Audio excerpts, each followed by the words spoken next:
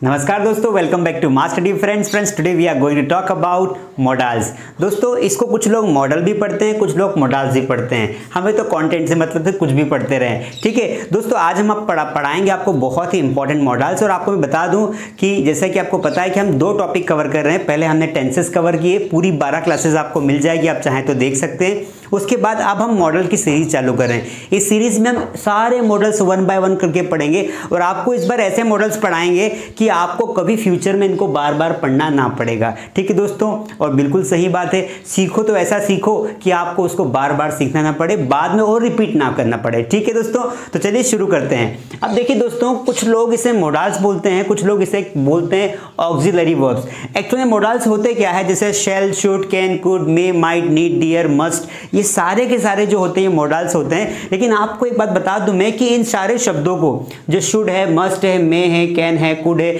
इनको मॉडल्स के नाम से अगर आप सर्च करेंगे ना, तो किसी बुक में उनको मॉडल्स नहीं कहा जाता है। मतलब ग्रामेटिकली ये वर्ड इस्तेमाल नहीं किया जाता है, ये वर्ड इस्तेमाल किया जाता है। या तो उन्हें हेल्पिंग वर्ब्स कहा जाता है या फिर उन्हें ऑक्सिलरी वर्ब्स कहा जाता है। मॉडल्स जो वर्ड है वो एक नॉर्मली लोगों ने उनका नाम रख दिया, बाकी इसके पीछे कोई साइंटिफिक रीजन नहीं है। ठीक है दोस्तों, फिर भी हम इन्हें मॉडल्स कहते हैं, क्योंकि जैसे हम मॉडल्स दिमाग में आता है हम समझ जाते हैं कि वही shall, should, can, could, may, might, need, dare, can, could की बात हो रही है। तो वो बात समझ में आती है, लेकिन ग्रामेटिकली ये वर्ड आपको नहीं मिलेगा, न किसी कॉपी में मिलेगा ना बुक में मिलेगा। ठीक है, हाँ यूट्यूब पर मिल सकता है। अदरवाइज इनका जो प्रोफेशनल नाम है, एक्चुअल नाम है, वो है ऑक्सिलरी वर्ब। ठीक है, ऑक्सिलरी वर्ब, इसको हम प्लुरल कर देंगे, ऑक्सिलरी वर्ब्स हो जाएगा। दोस्तों अब हम बात करते हैं मॉडल्स क्यों पढ़ाते हैं इंग्लिश में।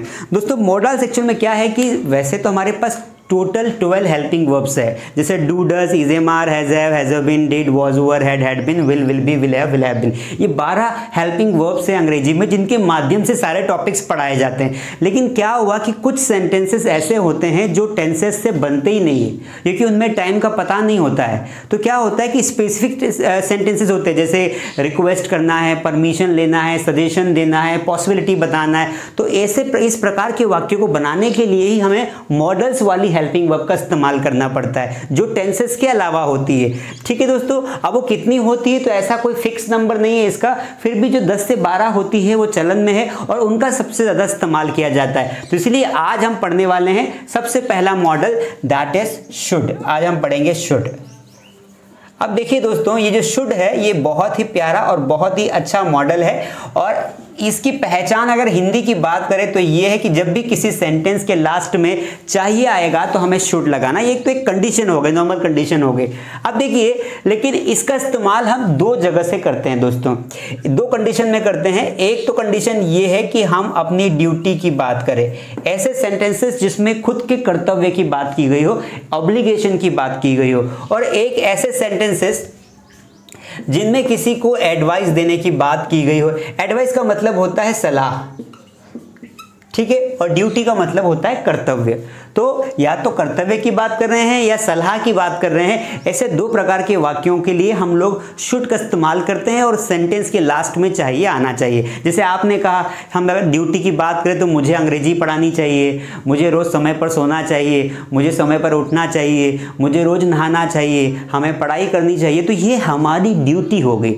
हम एडवाइस की बात करें तो एडवाइस कैसे बोलेंगे, तुम्हें अंग्रेजी सीखना चाहिए, बेटा तुम्हें समय पर स्कूल जाना चाहिए, तुम्हें पढ़ाई करनी चाहिए, इस तरीके से। तो या तो ड्यूटी या एडवाइस, दोनों ही प्रकार के वाक्यों में आप देखेंगे कि शुड आ रहा है। क्या आ रहा है, सॉरी चाहिए आ रहा है। क्या आ रहा है, चाहिए, और चाहिए आ रहा है तो फिर शुड लगाना पड़ेगा। अब एक बात देखेंगे, इसका स्ट्रक्चर जो आएगा जब वाक्य का निर्माण करते हैं, तो मुझे सबसे अच्छी बात मॉडल्स के बारे में ये लगती है कि मॉडल्स का कोई सा भी स्ट्रक्चर आप बनाओगे, कोई सा भी मॉडल यूज करोगे, उसमें हमेशा यहां पर आपको रख देना है मॉडल, उसके बाद वर्ब का फर्स्ट फॉर्म देन ऑब्जेक्ट। मतलब लगभग सारे मॉडल्स में वर्ब का फर्स्ट फॉर्म इस्तेमाल किया जाता है, प्रेजेंट की बात करें तो। ठीक है, तो एक कॉमन स्ट्रक्चर होता है, आपको ज़्यादा इसमें चेंजेस नहीं करना है। हमने टेंसेस पढ़े थे, उसमें बहुत चेंजेस किए। इज, एम, आर आ रहा है तो फोर्थ फॉर्म लगाना है, हैज, हैव आ रहा है तो थर्ड फॉर्म लगाना है, डिड आ रहा है तो फर्स्ट फॉर्म लगाना है, इस तरीके से। लेकिन यहाँ ऐसा नहीं करना है। यहाँ पर सब्जेक्ट लिखा, उसके बाद मॉडल आप जो भी लगा रहे हैं उसके हिसाब से लगा दो, और उसके बाद वर्ब का फर्स्ट फॉर्म लगाना है। तो जब भी आप शुड का वाक्य बनाएंगे तो आप क्या करना है कि आपको सबसे पहले लगाना है सब्जेक्ट, सब्जेक्ट के बाद जो भी मॉडल है वो लगा देंगे। उसके बाद अब यहाँ पर मॉडल कौन सा है, हम पढ़ रहे हैं शुड लगा देंगे, वर्ब का फर्स्ट फॉर्म देन ऑब्जेक्ट। ठीक है, ये बहुत सिंपल है। एक वाक्य हमने लिया, जैसे मैंने कहा कि हमें बड़ों का सम्मान करना चाहिए, बड़ों का सम्मान करना चाहिए, हमें बड़ों का सम्मान करना चाहिए। आपको कैसे पता चला कि यहाँ पर शुड आएगा? क्योंकि दो पहचाने, एक तो चाहिए आ रहा है लास्ट में हिंदी के माध्यम से देखे तो, या फिर सेंटेंस को बोलने पर ये फील हो रहा है कि हाँ यार ये हमारी ड्यूटी है, और ऐसा कोई भी सेंटेंस जो हमारी ड्यूटी की बात करेगा उसके लिए हम शुड लगाएंगे। मुझे बताओ हमें को क्या बोलते हैं? सर वी बोलते हैं। वी के साथ क्या लगा दोगे? शुड क्यों लगाया? क्योंकि चाहिए आया। अब वर्ब का फर्स्ट फॉर्म लगाओ, सम्मान करना मतलब रिस्पेक्ट करना, तो वी शुड रिस्पेक्ट बड़ों को, तो बड़ों को बोलते हैं एल्डर्स। छोटों को कहा जाता है यंगर्स, बड़ों को कहा जाता है एल्डर्स। एक और सेंटेंस बना के देखते हैं। जैसे ये तो हमारी हो गई ड्यूटी, हम सलाह की बात करते हैं, ऐसे बहुत सारे वाक्य होते सलाह। जैसे मैंने तुम्हें सलाह दी कि तुम्हें अंग्रेजी सीखनी चाहिए, तुम्हें अंग्रेजी सीखनी चाहिए, तुम्हें क्या करनी चाहिए? अंग्रेजी सीखनी चाहिए। अब सब्जेक्ट क्या है? तुम्हें है, यू लगा दो, यू के साथ क्या लगा दोगे? वेरी गुड, शुड लगा दोगे। सीखने के लिए लर्न, वर्ब का फर्स्ट फॉर्म, अंग्रेजी को बोलते हैं इंग्लिश। ये देखिए, so these both sentences are talking about duty and advice. That is why we have used in these sentences the very beautiful model should. I hope समझ में आपको आ गया होगा। चलिए थोड़ी सी प्रैक्टिस कर लेते हैं। मुझे अंग्रेजी सीखनी चाहिए, आई शुड लर्न इंग्लिश। मुझे रोज नहाना चाहिए, I should take bath daily. Advice की बात करते हैं। उसे स्कूल जाना चाहिए, he should go to school. उसे काम पर जाना चाहिए, he should go on work. उसे जो है क्या करना चाहिए? उसे समय पर सोना चाहिए, he should sleep on time. तुम्हें मोबाइल खरीदना चाहिए, यू शुड बाय मोबाइल। उसे पत्र लिखना चाहिए, ही शुड राइट लेटर। दोस्तों बहुत सारे वाक्य होते हैं, आप ऐसे प्रैक्टिस करेंगे तो हजारों वाक्य बना देंगे। बस कंडीशन ये है कि चाहिए लास्ट में आना चाहिए, जो कि एडवाइस और ड्यूटी की बात करेगा। ठीक है गाइस, अब चलिए इसके हम चारों प्रकार के पैटर्न्स को पढ़ लेते हैं। तो let me take the duster and हम आगे बढ़ते हैं। तो देखिए कभी कभी हम नेगेटिव भी बनाते हैं, कभी कभी हम जो है इंटरोगेटिव का भी यूज़ करते हैं। तो चारों प्रकार के वाक्यों को पढ़ना बहुत ज़रूरी हो जाता है। अगर आप सिंपल वाक्य बनाएंगे तो मैंने आपको अभी स्ट्रक्चर लिखवाया था, सब्जेक्ट के बाद आप यहाँ पर लगा देंगे शुड, और शुड के बाद V1, देन लास्ट में आ जाएगा आपका ऑब्जेक्ट। सिंपल वाक्य बन जाएगा। If you want to make negative then simply you have to add not. आप सबको पता है कि सर शुड के बाद नॉट लगा देंगे तो नेगेटिव बन जाएगा, बाकी हमें ज़्यादा कोई चेंजेस नहीं करना है। अगर आपको इंटरोगेटिव वाक्य बनाना है तो हेल्पिंग वर्ब को आगे लाते हैं। वैसे शुड का इंटरोगेटिव बहुत कम बनता है ना, बहुत कम इस्तेमाल किया जाता है। और इंटरोगेटिव नेगेटिव आपको बनाना है तो आपको शुड को तो आगे करना ही पड़ेगा, सब्जेक्ट पीछे, फिर लगा देंगे नॉट, उसके बाद वर्ब का फर्स्ट फॉर्म देन ऑब्जेक्ट। ये सारे पैटर्न्स मैं आपको पढ़ा चुका हूँ। मैंने आपको टेंसेस पढ़ाए हैं पिछले 12 दिन में, तो सारा कंप्लीट आना चाहिए। अगर आपको WH वर्ड बनाना है तो कोई सा भी WH वर्ड यहाँ पर रख देंगे, उसके बाद इंटरोगेटिव सेंटेंसेस का स्ट्रक्चर लिख देंगे ताकि आपको कोई आपत्ति ना हो, कोई दिक्कत ना आए। सी गाइस, मैंने पूरे 5 लिख दिए, बार बार मैं इसलिए लिख रहा हूँ ताकि आपको लर्न हो जाए 5 पैटर्न्स। कोई भी वाक्य बोलने में दिक्कत नहीं होना चाहिए। कोई सा भी एक सेंटेंस लेंगे और हम उसको बनाएंगे। जैसे मैंने कहा कि तुम्हें एडवाइस लेते हैं, तुम्हें क्या करना चाहिए? तुम्हें पत्र लिखना चाहिए। एडवाइस दे रहा है किसी को, यहाँ लिखा मैंने सेंटेंस, तुम्हें पत्र लिखना चाहिए। देखिए ये हमारा सेंटेंस है, ऊपर देखिए तुम्हें पत्र लिखना चाहिए। वाक्य के लास्ट में चाहिए आया, पहले सिंपल बनाएंगे, तुम्हें को बोलेंगे यू, तो यू, और यू के साथ क्या लगा दिया? शुड। स्ट्रक्चर देखिए, नहीं समझ में आया तो कैसे बना रहा हूँ, मैं भी ऐसे ही सीखा हूँ। यू लिखा, यहाँ शुड लगा दिया। लिखने को बोलते हैं राइट, तो you should write letter.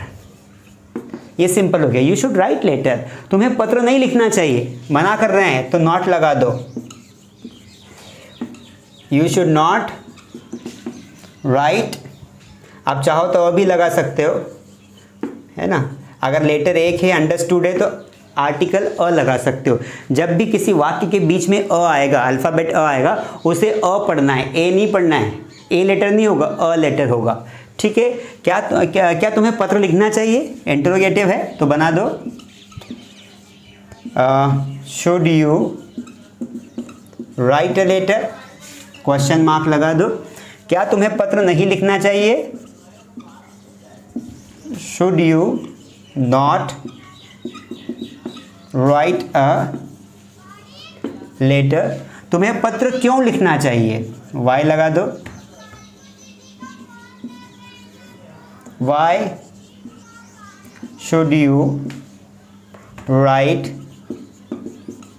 A letter. हो गया guys. See guys, in a fast manner I have made all the sentences. जो मैंने ये पूरा का पूरा राइट बनाया है ना, ये इसी के बेस पर मैंने बनाया है, क्योंकि मुझे पता है तो मुझे देखना नहीं पड़ता। लेकिन अगर आप स्टार्टिंग में सीख रहे हैं तो स्ट्रक्चर को देख कर ही बनाएं। एक बार स्ट्रक्चर दिमाग में डेवलप हो गया तो कोई सा भी वाक्य बना पाएंगे। अब आपको प्रैक्टिस करने के लिए वही हमारा परंपरागत ट्रेडिशनल तरीका है, एक सेंटेंस लो, 5 वाक्य बनाओ, बार बार 20 से 25 सेंटेंस की प्रैक्टिस करो, फिर आपको कोई रोक ही नहीं सकता है भाई मेरे, कोई नहीं रोक पाएगा आपको। जैसे आपने कहा मुझे क्या करना चाहिए? मुझे समय पर सोना चाहिए, तो I should sleep on time. Negative बनाओ, I should not sleep on time. Interrogative बनाओ, should I sleep on time, should I not sleep on time, ठीक है। तुम्हें अच्छी फिल्में देखनी चाहिए, you should watch good movies. तुम्हें अच्छी फिल्में नहीं देखनी चाहिए, you should not watch good movies. क्या तुम्हें अच्छी फिल्में देखनी चाहिए? Should you watch good movies और should you not watch good movies. इस तरीके से you can take any sentences. आप लीजिए सारे सेंटेंसेस और बनाइए। हमें एक ही पढ़ेंगे मॉडल, लेकिन उसको ऐसा पढ़ेंगे कि you don't need to read in. और ये सबसे ज़्यादा बताऊँ मैं, कैन का इस्तेमाल और अंग्रेजी में शुड का इस्तेमाल सबसे ज़्यादा होता है, कैन और शुड का। तो आज हमने कैन पढ़ा। आई होप कि मैंने आपको समझाया मॉडल्स क्या होते हैं। ऑक्सिलरी वर्ब्स इसका नाम ही होता है, इसे हेल्पिंग वर्ब्स भी कहा जाता है। और टेंसेस के बजाय हम मॉडल्स तब इस्तेमाल करते हैं जब टेंसेस से कुछ वाक्य नहीं बन पाते हैं, तब हम मॉडल्स को इंट्रोड्यूस करते हैं। उसके बाद बहुत सारे मॉडल्स होते हैं, उनमें से हमने आज शुड पढ़ा, जिसका कॉमन स्ट्रक्चर ये होता है। और हमने शुड में देखा कि शुड का इस्तेमाल ड्यूटी और ऑब्लिगेशन के लिए करते हैं। फिर हमने कुछ एग्जाम्पल्स देखे, 5 से 10 एग्जाम्पल्स आप खुद बनाइए, प्रैक्टिस करिए कि आपकी क्या क्या ड्यूटी है, आपको क्या क्या करना चाहिए और आप क्या क्या एडवाइस लोगों को देना चाहेंगे। वो 5-6 वाक्य बनाइए, अपनी कॉपी में बोल के देखिए, मज़ा आ जाएगा। एक सेंटेंस आपको दे रहा हूँ, जाते जाते आप उसको जो है अपने कमेंट में बताएंगे और कमेंट में लिख के आप उसके 5 पैटर्न बनाएंगे, 5 सेंटेंस बनाएंगे जैसे मैंने बनाया। तो मैं लिख के मैं दे रहा हूँ सेंटेंस, अगर समय हो तो ज़रूर कमेंट में लिखिए। वीडियो अच्छा लगा तो लाइक ज़रूर करना है। अभी तक सब्सक्राइब नहीं किया है तो बार बार बोलना नहीं पड़ना चाहिए, कर लीजिए। ज्ञान के चैनल को तो करना ही चाहिए, ठीक है। तो सेंटेंस लिखिए, हमें सोने से पहले गर्म दूध पीना चाहिए। हमें सोने से पहले गर्म दूध पीना चाहिए। गर्म मतलब गर्म दूध पीना चाहिए। इस वाक्य के 5 सेंटेंसेस बनाइए, इंग्लिश में कन्वर्ट करके लिखिए कमेंट में। I will like if your answers will be right. I hope कि आज की क्लास आपके लिए अच्छी थी। चलिए अगली क्लास में अगला मॉडल पढ़ेंगे। तब तक के लिए थैंक यू सो मच।